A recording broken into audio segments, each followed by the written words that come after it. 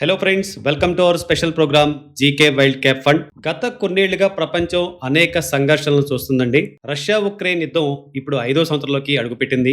Operation Sindoor లాంటివి చూసాం. అలాగే ఇప్పుడు వెస్ట్ ఏషియాలో టెన్షన్స్. ఇప్పుడు వీటన్నిటిలో ఒక కామన్ పాయింట్ ఉందండి. అదే ఆయుధాలకు విపరీతమైన డిమాండ్ పెరగటం. ఇప్పుడు యుద్ధ రంగంలో ఎకానమీ ఆఫ్ అట్రిషన్ అనే కాన్సెప్ట్ నడుస్తుంది కదా. అంటే ఎంత అత్యాధునిక టెక్నాలజీ ఉంది అనే దానికంటే ఎంత ఎక్కువ కాలం ఆయుధాలను నిరంతరాయంగా సరఫరా చేయగలరు అన్నదే ఇప్పుడు యుద్ధంలో గెలుపుని నిర్ణయిస్తుంది. మోడర్న్ వార్ఫేర్ ఇప్పుడు పూర్తిగా మారిపోయిందండి. మనం చూస్తున్న యుద్ధాలన్నీ ఒకప్పుడు ఎలా ఉండేవి, ఇప్పుడు అలా లేవు. ఈ మార్పులు వెనుకున్న అసలు కథేంటి, ఈ ఆయుధాలు, మందుగుండు సామాగ్రి తయారీ సంస్థలు ఎందుకు ఇప్పుడు ఇంత కీలకంగా మారాయి అనే విషయాలను చూద్దాం. ఉదాహరణకు ఇరాన్ తన శత్రువులపై కేవలం 100 గంటల్లో 2000కు పైగా షాహెడ్ డ్రోన్లు, వందలాది తక్కువ ధర గల మిసైల్స్ ను ప్రయోగించిందని రిపోర్టులు చెప్తున్నాయి. ఇవి ఎంత ఎక్కువ సంఖ్యలో వస్తున్నాయంటే వీటిని ఎదుర్కోవటానికి మందుగుండు సామాగ్రి అంటే ఎమ్యునిషన్ డిమాండ్ బాగా పెరిగిపోయింది. ఇదే పరిస్థితి మన ఇండియా కూడా ఫేస్ చేసింది. ఆపరేషన్ సింధూర్ సమయంలో పాకిస్తాన్, చైనా అండ్ టర్కీకి చెందిన డ్రోన్లను భారీగా వాడి దాడికి ప్రయత్నించింది. అయితే మన ఆయుధ వ్యవస్థల సత్తా అప్పుడు బయటపడింది. మనం 40mm L70 and 23mm ZU-23 twin guns వాడి దాదాపు 100% సక్సెస్ తో వాటిని కూల్చేశాం. ఇది మనకేం చెప్తుందంటే మనకు మందుగుండు సామాగ్రిని నిరంతరం అందించే డిఫెన్స్ సిస్టమ్ ఎంతో అవసరమని దీన్ని బట్టి మనకు అర్థమవుతుంది. ప్రస్తుతం ప్రపంచవ్యాప్తంగా పెరిగిన టెన్షన్స్, రికార్డు స్థాయి డిఫెన్స్ బడ్జెట్లు అండ్ ఇండియాలో స్వదేశీ ఆయుధాల తయారీకి అంటే డొమెస్టిక్ మ్యానుఫ్యాక్చరింగ్ ఇస్తున్న ప్రాధాన్యత, ఇవన్నీ కూడా మన ఇండియన్ డిఫెన్స్ కంపెనీలకు లైమ్ లైట్ తెచ్చాయండి. రాబోయే కాలంలో ఈ సంస్థలు ఎంతో కీలకం కాబోతున్నాయి. సో ఫ్రెండ్స్, మన ఇండియన్ ఆయుధ తయారీ రంగంలో ఇప్పుడు మనం గమనించాల్సిన ఆ కంపెనీల గురించి ఈ వీడియోలో డీటెయిల్ గా మాట్లాడుకుందాం. వీడియో చివరి వరకు చూసి మీ అభిప్రాయాన్ని కామెంట్ లో చెప్పండి. మన లిస్ట్ లోని మొదటి కంపెనీ భారత్ డైనమిక్స్ అండి. Guided missiles and water weapons, air Born products and అనుబంధ డిఫెన్స్ ఎక్విప్మెంట్ తయారీలో ప్రపంచంలోనే అత్యున్నత సాంకేతిక కలిగిన అతి తక్కువ సంస్థల్లో ఇదొకటి. భారత సాయుధ దళాల అవసరాలు తీర్చడంలో ఈ కంపెనీ చాలా కీలక పాత్ర పోషిస్తుంది. వీరి ప్రొడక్ట్ల విషయానికి వస్తే మిసైల్ సిస్టమ్స్, ఇటు ఆకాష్, అస్త్రా వంటి surface to air missiles and anti tank missiles, Milan 2T, Konkurs M, Invar and Nag. తర్వాత నావల్ వెపన్స్ అండి. యుద్ధ నౌకల్లో వాడే తేలికపాటి అండ్ భారీ టార్పర్డ్లు, వీటితో పాటు ఈ మిసైల్స్ ను ప్రయోగించే లాంచర్లు, శత్రువుల దాడిని తిప్పికొట్టే counter message systems and testing equipment వంటి కూడా తయారు చేస్తున్నారు. మ్యానుఫ్యాక్చరింగ్ అండ్ సర్వీసెస్ విషయానికి వస్తే వీరికి హైదరాబాద్, బానూర్ అండ్ విశాఖపట్నంలో 3 పెద్ద తయారీ కేంద్రాలు ఉన్నాయి. కేవలం ఆయుధాల తయారీ మాత్రమే కాదు, ఇప్పటికే ఆర్మీ వద్ద ఉన్న మిసైళ్లకు రీఫర్బిష్మెంట్ అండ్ లైఫ్ ఎక్స్టెన్షన్ అంటే ఆయుధాల పనికాలాన్ని పొడిగించడం అన్నమాట వంటి సేవలను కూడా వీరు అందిస్తారు. ఇప్పుడు ఈ సంస్థ అంతర్జాతీయ మార్కెట్ లో కూడా తన ఉనికిని చాటుకోవాలని చెప్పేసి చూస్తుంది. కంపెనీ ఆర్థిక పరిస్థితి చూస్తే 3 years కాంపౌండెడ్ సేల్స్ గ్రోత్ 6% గా ఉంది. 3 years కాంపౌండెడ్ ప్రాఫిట్ గ్రోత్ 2% గా ఉంది. అదే 3 years స్టాక్ ప్రైస్ CAGR 41% ఉంది. And 3 years return on equity 15% ఉంది.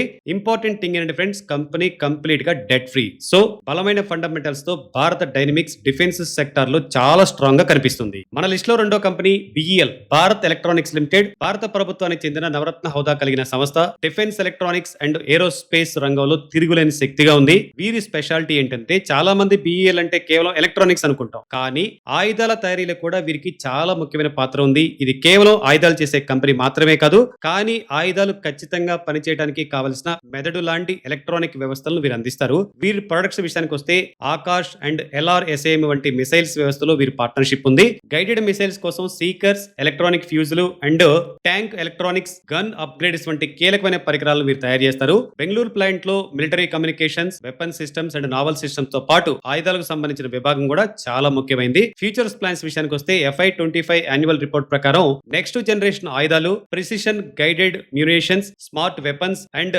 అన్మాన్డ్ సిస్టమ్స్ అంటే డ్రోన్ లాంటివి అన్నమాట.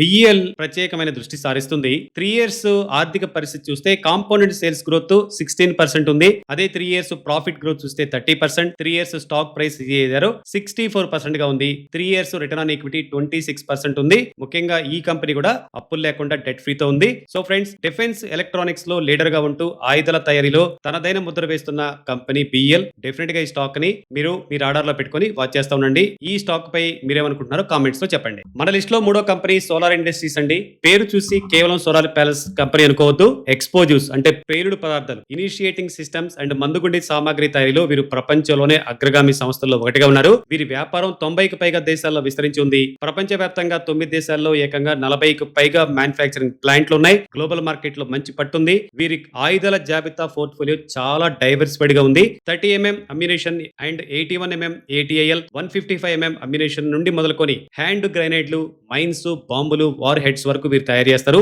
ఒక్క ముఖ్యమైన విషయం ఏంటంటే FY24 లో మన ఇండియన్ నేవీకి వీరు స్వదేశీ పరిజ్ఞానంతో తయారైన 30 mm అమ్యునేషన్ సప్లై చేసి డిఫెన్స్ తయారీలో ఒక గొప్ప మైల్ రాయిని చేరుకున్నారు. కేవలం అమ్యునేషన్ మాత్రమే కాదు, రాకెట్లు, మిసైల్స్, డ్రోన్స్ తయారీలో వీరు ఉన్నారు. భవిష్యత్తులో అడ్వాన్స్డ్ అమ్యునేషన్ మార్కెట్ లో ఇంకా బలంగా అడుగు పెట్టాలని ప్లాన్ చేస్తున్నారు. ఫైనాన్షియల్ చూస్తే చాలా ఆశ్చర్యంగా ఉన్నాయి. 3 years కాంపౌండెడ్ సేల్స్ గ్రోత్ 24%, అదే 3 years compounded profit growth 42%, stock price CAGR 58% and 3 years return on equity 33% గా ఉంది. అదే విధంగా కంపెనీ కంప్లీట్ గా debt free company. So friends, defence sector లో అద్భుతమైన గ్రోత్ చూపిస్తున్న సోలార్ ఇండస్ట్రీస్ ఇన్వెస్టర్స్ కు ఒక బలమైన ఆప్షన్ లా కనిపిస్తుంది. ఫ్రెండ్స్, ఈ రోజు మన లిస్ట్ లో లాస్ట్ కంపెనీ భారత్ ఫోర్జ్ అండి.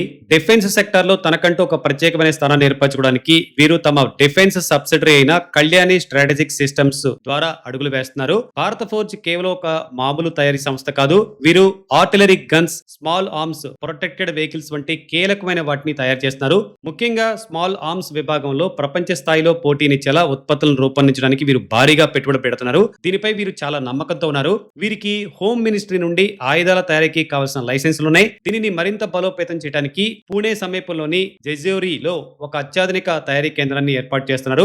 FY26 మొదటి సగంలోనే తన కార్యకలాపాలను ప్రారంభిస్తుందనే అంచనా ఉంది. ఒక్కసారి కనుక ఇది మొదలైతే ఆర్టిలరీ గన్స్ తయారీలో వీరి సామర్థ్యం భారీగా పెరుగుతుంది. లాస్ట్ 3 years యొక్క ఆర్థిక పరిస్థితి చూస్తే 3 years కాంపౌండెడ్ సేల్స్ గ్రోత్ 13% గా ఉంది. 3 years కాంపౌండెడ్ ప్రాఫిట్ గ్రోత్ అయితే జస్ట్ 1% ఉంది. Stock price CAGR 34% and 3 years return on equity 11% గా ఉంది. సో ఫ్రెండ్స్, కొత్త టెక్నాలజీ, భారీ తయారీ సామర్థ్యంతో భారత్ ఫోర్జ్ డిఫెన్స్ సెక్టర్ లో ఒక బలమైన ప్లేయర్ గా మారుతుంది. సో ఫ్రెండ్స్, ఈ రోజు మనం చూసిన ఈ కంపెనీలో కేవలం పరిశ్రమలు మాత్రమే కాదు, ఇండియన్ డిఫెన్స్ సెక్టార్ మారుతున్న శక్తికి చిహ్నాలని చెప్పుకోవచ్చు. Defence modernisation, border security and మన ఆత్మ నిర్భర భారత్ పిలుపుతో ఈ రంగం ఇప్పుడు కొత్త పంతులు తొక్కుతుంది. కేవలం మన దేశమే కాదు, రష్యా, ఉక్రెయిన్, వెస్ట్ ఏషియా లాంటి చోట్ల జరుగుతున్న ఈ టెన్షన్స్ వల్ల ప్రపంచవ్యాప్తంగా మన ఆయుధాలకు డిమాండ్ చాలా బాగా పెరుగుతుంది. అయితే ఇన్వెస్టర్స్ కు ఒక ముఖ్యమైన సూచన, డిఫెన్స్ సెక్టర్ ఆర్డర్లు అనేవి కేవలం ఒకేలాగా ఎప్పుడు ఉండవు. ప్రభుత్వ నిర్ణయాలు అండ్ బడ్జెట్ కేటాయింపులపై ఆధారపడి ఉంటాయి. కాబట్టి ఇన్వెస్ట్మెంట్ చేసే ముందు తప్పనిసరిగా కంపెనీకి వస్తున్న ఆర్డర్లు ఏంటి, ఈ ఆర్డర్లను ఎంత వేగంగా పూర్తి చేస్తున్నారు, ఎక్స్పోర్ట్ ఆపర్చునిటీస్ విషయాలను తప్పకుండా చెక్ చేసుకోవాలి. అలాగే company fundamentals, corporate governance and valuations ను సరిగ్గా అనలైజ్ చేయడం చాలా ముఖ్యం. స్టాక్ మార్కెట్ లో పెట్టుబడులు అనేవి చాలా రిస్క్ తో కూడుకున్నాయి కాబట్టి సొంతంగా రీసెర్చ్ చేసుకోండి లేదా ఎక్స్పర్ట్ సలహాతో నిర్ణయం తీసుకోండి. ఫ్రెండ్స్, ఈ వీడియోలో మనం డిస్కస్ చేసిన ఈ డిఫెన్స్ స్టాక్స్ గురించి మీకు ఏమనిపిస్తుందో మీ అభిప్రాయాలను కామెంట్ లో తెలియజేయండి. మరిన్ని ఇలాంటి ఇన్ఫర్మేటివ్ వీడియోల కోసం మన ఛానల్ సబ్స్క్రైబ్ చేసుకోండి. Happy investing.